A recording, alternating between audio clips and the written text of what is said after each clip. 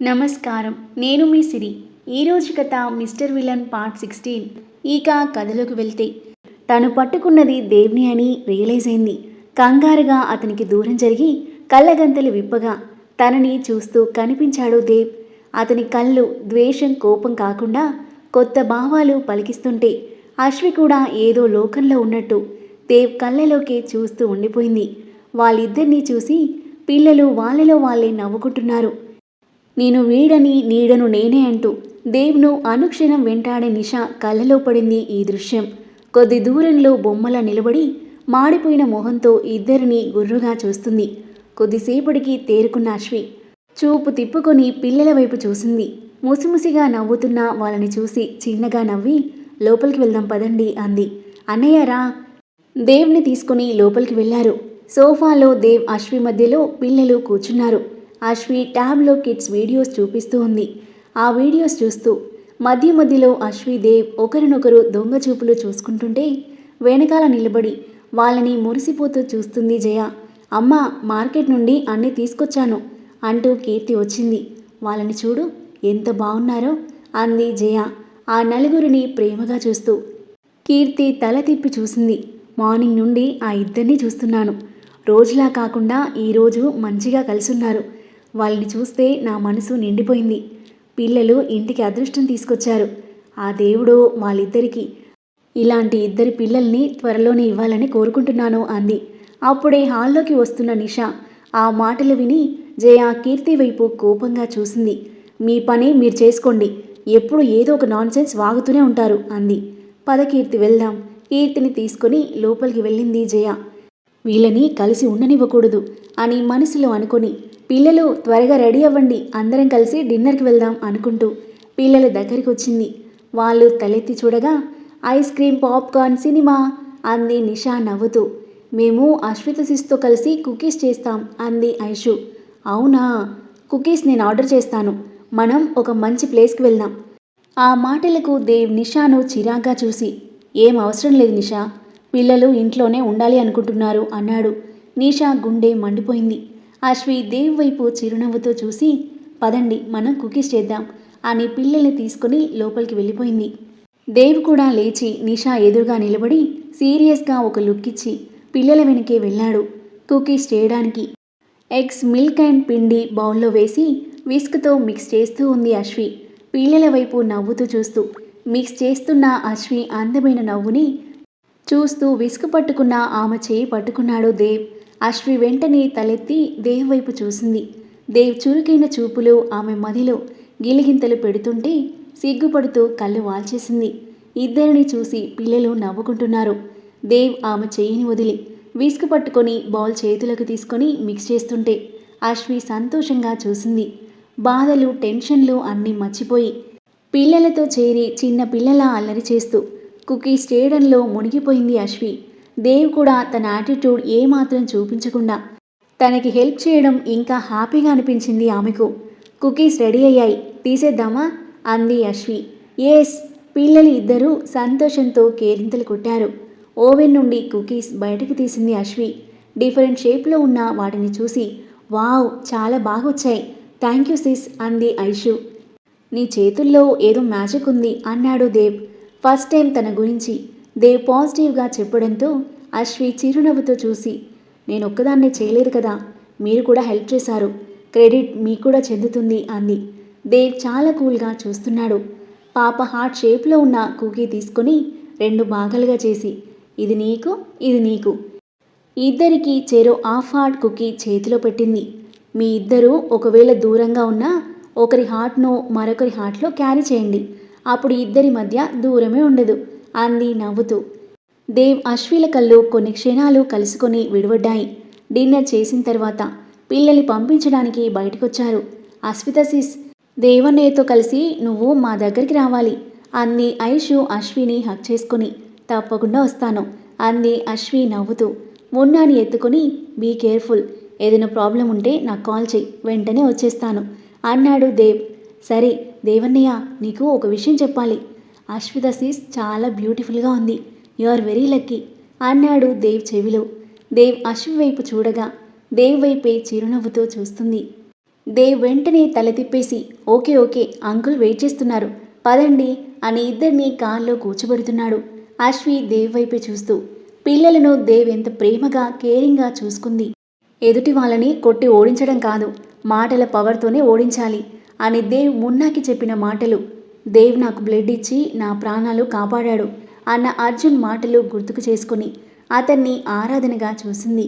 అందరికీ బాయ్ చెప్పి పిల్లలు వెళ్ళిపోగా ఎవరి గదిలోకి వారు వెళ్ళారు. బేకరీ క్లోజ్ చేసి మాట్లాడుకుంటూ ఇంటికి వెళ్తున్న ఆమె రిషిలను చూసి వరుణ్ గుండె మండిపోయింది. వాళ్ళని గుర్రుగా చూస్తూ డోర్ గట్టిగా వేసి లోపలికి వెళ్ళగా సుమా ఉలిక్కిపడి చూసింది. వరుణ్ ఏమైంది? ఇదంతా నీ వల్లే అమ్మా. రిషిని ఇంట్లో ఉండకుండా చేశావు. ఇప్పుడు చూడు ఏకంగా ఆమె ఇంట్లోనే ఉంటున్నాడు. ఇన్ని రోజులు ఆమె మాత్రమే వాడితో క్లోజ్గా ఉండేది, ఇప్పుడు అందరూ క్లోజ్ అవుతారు అని తలపట్టుకున్నాడు. ఇట్స్ ఓకే వరుణ్, నీకు ఆమె కరెక్ట్ కాదని ఎప్పటి నుండో చెప్తున్నా, వదిలే. నీకేం తక్కువ, మంచి గొప్పింటి సంబంధాలు వస్తున్నాయి. తనకంటే అందగత్తెను ఆస్తి ఉన్న అమ్మాయిని తీసుకొస్తాను. చాలా ఆపమ్మా, నాకు ఆమె మాత్రమే కావాలి. ఈ జన్మకు తను మాత్రమే నా భార్య కోపంగా చెప్పేసి అతని గదికి వెళ్ళి డోర్ వేసుకున్నాడు వరుణ్. ఆ పిల్ల చూస్తే వీడిని ఒప్పుకునేలా లేదు. వాళ్ళ ఇంట్లో వాళ్ళతో అయినా మాట్లాడాలి. చిన్నగా నిట్టూరుస్తూ ఆలోచనల్లో పడింది సుమ. దేవ్ ఇంత పొద్దున్నే ఆఫీస్కి వెళ్తున్నా, ఏదైనా సమస్య? రెడీ అయ్యి హాల్లోకి వస్తున్న దేవ్ని చూసి అడిగింది జగదాంబ. మన కంపెనీ న్యూ పార్ట్నర్తో ఈరోజు మీటింగ్ ఉంది, మార్నింగే రమ్మన్నాను. అవునా, ఎవరా పార్ట్నర్? తెలీదు నాని, ఈరోజే ఫస్ట్ మీటింగ్ అయ్యాక పార్ట్నర్షిప్ కన్ఫర్మ్ చేస్తాను, బాయ్. కార్లో వెళ్ళిపోయాడు దేవ్. మహి ఎక్కడికి వెళ్తున్నావు అడిగింది శ్రేయ. ఈరోజు రిషి అమ్మగారి బర్త్డే. రిషి ప్రతి బర్త్డేకి వాళ్ళ అమ్మ సమాధి దగ్గరికి వెళ్తాడు. ఈరోజు కూడా వస్తాడు అనిపిస్తుంది, అందుకే వెళ్తున్నాను అంది. పిచ్చి మహి, వాడికి ఏమీ గుర్తులేదు, ఖచ్చితంగా వాడు అక్కడికి రాడు అని మనసులో అనుకుని, సరే మహి ఒక్కదానివే వెళ్ళకు, మన డ్రైవర్ని తీసుకుని వెళ్ళు అంది Shreya. Okay aunty, bye. Bye daddy. వెళ్ళిపోయింది మహి. తనకి నిజం చెప్తే అయిపోతుంది కదా శ్రేయ, పాపం నా కూతురు, వాడి కోసం పిచ్చిదైపోతుంది ఆందోళనగా అన్నాడు దీపక్. నేను కన్నతల్లిని కాకపోవచ్చు దీపక్, కానీ తనని కన్న కూతురులా చూసుకుంటున్నాను. బంగారం లాంటి నా కూతురికి ఒక దొంగనిచ్చి పెళ్లి చేయడం నాకు ఇష్టం లేదు. ఇప్పుడు నేను రిషి గురించి చెప్తే వెతుక్కుంటూ వెళ్తుంది, అందుకే ఏం చెప్పలేదు. వాడి కోసం చూసి చూసి మోసం చేశాడు అని వాణ్ణి మర్చిపోతుంది. నువ్వేం టెన్షన్ పడకు అంది శ్రేయ. దీపక్ భారంగా నిట్టూర్చి సరే అన్నాడు. సార్, మిమ్మల్ని కలవడానికి న్యూ పార్ట్నర్ వెయిట్ చేస్తున్నారు, లోపలికి రమ్మంటారా అడిగింది పిఏ. ఓకే పంపించు అని దేవ్ అనడంతో బయటికి వెళ్ళింది PA. Excuse me mister Dev అన్న పిలుపు వినబడి తల పైకెత్తాడు దేవ్. అతని కళ్ళు ఆశ్చర్యంతో పెద్దవయ్యాయి. బ్లాక్ బ్లేజర్లో గర్వంగా స్టైల్గా నడిచి వస్తుంది నిషా. హాయ్ దేవ్ అని నవ్వుతూ దేవ్ ఎదురుగా కూర్చుంది. నిషా, నువ్వేంటిక్కడ ఆశ్చర్యంగా అడిగాడు దేవ్. ఆ కొత్త పార్ట్నర్ని నేనే, నువ్వు ఇంకా ఫైల్లో డీటెయిల్స్ చూడలేదనుకుంటా అంది. Okay, nice to see you as my new partner, welcome to our company అన్నాడు. థ్యాంక్ యూ దేవ్, నీతో వర్క్ చేయాలని నాకు ఎప్పటి నుంచో ఉంది, అందుకే పార్ట్నర్గా వచ్చాను. నేను తలుచుకుంటే కానిదంటూ లేదుగా అంది దేవ్ను ఊరకంట చూస్తూ. ఓకే నిషా, ఇది ప్రాజెక్ట్కి సంబంధించిన ఫైల్, ఇది పూర్తిగా చదువు ఈరోజే. చైర్లో నుండి లేచాడు దేవ్. దేవ్ మరి మీటింగ్ అయోమయంగా చూస్తూ అడిగింది నిషా. ఫస్ట్ ఆ ఫైల్ చూడడం కంప్లీట్ చేయి, లేటర్ విల్ హ్యావ్ మీటింగ్ అంటూ స్టైల్గా నడుచుకుంటూ బయటికి వెళ్ళిన దేవ్ను గుర్రుగా చూసి ఆ ఫైల్ తీసుకుని చూసింది. దాన్ని చూసిన నిషాకి దిమ్మ తిరిగిపోయింది. 1000 పేజీల కంటే ఎక్కువ ఉండుంటాయి. హాయిగా నీతో టైం స్పెండ్ చేద్దామనుకుంటే ఒక్క రోజులో దీన్ని కంప్లీట్ చేయమంటావా? పిచ్చెక్కేలా ఉంది నాకు. జుట్టు పీక్కొని తల పట్టుకుంది నిషా. అమ్మో, ఈ ఫైల్ చదవకపోతే పార్ట్నర్షిప్ క్యాన్సిల్ చేసినా చేసేస్తాడు. దేవ్కి ఆ ఛాన్స్ అస్సలు ఇవ్వకూడదు. ఛీ, నా లైఫ్లో ఇంత పెద్ద బుక్ ఎప్పుడు చదవలేదు, అది కూడా ఒక్క రోజులో అని ఏడుపు మొహం పెట్టి ఫైల్ చూడడం మొదలుపెట్టింది నిషా. నైట్ అంతా నిద్రపోకుండా ఎలాగోలా కష్టపడి ఫైల్ చూడడం మొత్తం కంప్లీట్ చేసింది. మార్నింగ్ రెడీ అయ్యి ఆఫీస్ రూమ్లో ఉన్న దేవ్ దగ్గరికి వచ్చింది. దేవ్, ఫైల్ చూడడం అయిపోయింది, ఇప్పుడు ప్రాజెక్ట్ గురించి డిస్కస్ చేద్దాం. నేను ఇప్పుడు బిజీగా ఉన్నాను, వీటి మీద సైన్ చేయి. పార్ట్నర్షిప్ పేపర్స్ ముందు పెట్టాడు దేవ్. ఓకే దేవ్ అని సంతోషంగా సైన్ చేసి దేవ్కి ఇచ్చేసింది.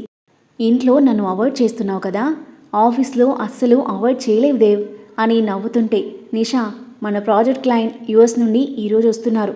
వాళ్ళని నువ్వే చూసుకోవాలి. అండ్ ఈవినింగ్ అందరికీ డిన్నర్ ప్లాన్ చేయి అన్నాడు. ఓకే దేవ్, మంచి 5 స్టార్ హోటల్ అని నిషా అనేలోపే ఇంట్లో ప్లాన్ చేయి చెప్పేసి వెళ్ళిపోయాడు దేవ్. కొంచెం కూడా ఛాన్స్ ఇవ్వడు. చిరుబురులాడుతూ కిందకి వెళ్ళింది నిషా. గార్డెన్లో సూరజ్, విరాజ్ రోహన్తో మాట్లాడుతుండడం గమనించి దేవ్ వాళ్ళ దగ్గరికి రాగా మాట్లాడడం ఆపేశాడు సూరజ్. ఎందుకు ఆపేశారు మామ? మాట్లాడండి. నేను వినకూడని రహస్యమా? సూటిగా చూస్తూ అడిగాడు దేవ్. అదేం లేదు దేవ్, డాడ్ కండిషన్ గురించి మాట్లాడుతున్నా అంతే అన్నాడు సూరజ్. రోహన్ అక్కడి నుండి వెళ్ళిపోయాడు. మేం కూడా వెళ్తాం అని సూరజ్, విరాజ్ జారుకుంటుంటే ఆగండి అన్నాడు. గార్డెన్ వైపుగా వచ్చిన అశ్వి దేవ్ గొంతు విని వాళ్ళ దగ్గరకొచ్చింది. కొంచెం దూరంలో చెట్ల చాటున నిలబడి వాళ్ళ మాటలు వింటూ ఉంది. మిమ్మల్ని రోహన్కి దూరంగా ఉండమని చెప్పా కదా, మళ్ళీ ఎందుకు తనతో ఇలా సీక్రెట్గా మాట్లాడుతున్నారు అన్నాడు దేవ్. ఏం లేదు దేవ్ అన్న విరాజ్ మాటలకు షటప్. ఏమీ తెలియని రోహన్కి గన్ లోడ్ చేసి ఇచ్చి అర్జున్ని షూట్ చేసేలా చేశారు. దానివల్ల చాలా పెద్ద సమస్య వచ్చింది. ఇంకోసారి మళ్ళీ ఇలాంటి పిచ్చి పనులు చేస్తే ఈసారి అస్సలు క్షమించను సీరియస్గా వార్నింగ్ ఇచ్చి వెళ్ళిపోయాడు దేవ్. దేవ్ మాటలు విన్న అశ్వి షాక్తో బొమ్మలా స్తంభించిపోయింది. అంటే అన్నయ్యను షూట్ చేసింది రోహనా? అందుకే దేవ్ తనని ప్రొటెక్ట్ చేస్తున్నాడా? తాను చేసిన నేరానికి రోహన్ శిక్ష అనుభవించాల్సిందే. కోపంగా రోహన్ వెతుకుతూ వెళ్ళిన అశ్వికి గార్డెన్లో ఒక మూలకి రోహన్ కనిపించాడు. అతను లోకేష్తో ఏదో మాట్లాడుతుండడం చూసి దగ్గరికి వెళ్ళబోయేదల్లా ఆగి చూస్తుంది. చూడు డాడ్, అమ్మకి ఇష్టమైన చెట్టు. నేను చిన్నగా ఉన్నప్పుడు నువ్వు అమ్మ కలిసి నాటారట కదా, జయమ్మ చెప్పేది. చెట్టు పెరుగుతూ ఉంటే నా కొడుకులు పెరుగుతారు, పెద్దగా అయ్యాక అందరం ఈ చెట్టు నీడలో కూర్చుని కాఫీ తాగుదామని చెప్పిందట కదా. లోకేష్ కళ్ళలో నీళ్లు తిరిగాయి. చెట్టు పెరిగింది, తన కొడుకులు పెరిగారు. కానీ ఎదిగిన తన కొడుకులను నా తల్లి చూసుకోకుండానే పోయింది. నా తల్లికి అలాంటి పరిస్థితి తీసుకొచ్చిన వాళ్ళని నేను ఎలా క్షమించాలి డాడ్? ఎలా క్షమించగలను? గుండె నిండా ద్వేషం పెట్టుకొని సైలెంట్గా ఎలా ఉండగలను డాడ్ అని కళ్ళ నీళ్లతో అంటుంటే అశ్వి మనసంతా బాధగా అనిపించింది. నాన్న వల్లే ఇదంతా జరిగింది. వాళ్ళకి జరిగిన నష్టాన్ని ఎలా పూడ్చగలవు అశ్వి? వాళ్ళ నాన్న కూడా మా నాన్నలానే కదా. భారంగా నిట్టూరుస్తూ వెనక్కి తిరిగి వస్తుండగా దేవ్ ఎదురయ్యాడు. వెనుక ఉన్న రోహన్ని చూసి అశ్విని పక్కకి లాక్కెళ్ళాడు. ఇక్కడేం చేస్తున్నావు? తనని అనుమానంగా చూస్తూ అడిగాడు.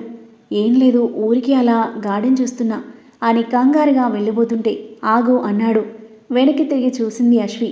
ఈరోజు డిన్నర్కి కంపెనీ ఫారెన్ క్లయింట్స్ 2 కపుల్స్ వస్తున్నారు. నువ్వు దేవ్ వైఫ్గా వాళ్ళ ముందుకి రాబోతున్నావు. సో ఈరోజైనా ఇలా డల్గా ఉండకుండా బాగా రెడీ అవ్వు అన్నాడు. చిన్నగా తలాడిస్తూ వెళ్ళిపోయింది అశ్వి. గ్రాండ్మా ఇక్కడున్నారా? కిచెన్లో ఉన్న జగదాంబ దగ్గరికి వచ్చింది నిషా. ఏంటి నిషా, ఏమైంది? యుఎస్ నుండి క్లయింట్స్ వస్తున్నారు. దేవ్ ఇంట్లోనే డిన్నర్ ఏర్పాటు చేయాలి అన్నాడు. అన్ని ఐటమ్స్ ఎలా చేయగలం? నేను కూడా వీళ్ళతో పాటు చేస్తాను అంది నిషా జయ కీర్తిల వైపు చూస్తూ. నువ్వెందుకు నిషా చేయడం? ఎవరు చేయాల్సిన పని వాళ్ళే చేయాలి. ఆ అశ్విత మహారాణిలాగా గదిలో ఉంది కదా, దాని స్థానం ఏంటో దానికి చూపించాలి. అది చేస్తుంది, నువ్వెళ్ళు అంది. ఓకే గ్రాండ్మా అని లోపల నవ్వుకుంటూ వెళ్ళిపోయింది నిషా. రోహన్ మాటలను గుర్తు చేసుకుంటూ జుట్టు దువ్వుకుంటున్న అశ్వి జగదాంబ డోర్ తీసుకుని రావడం గమనించలేదు.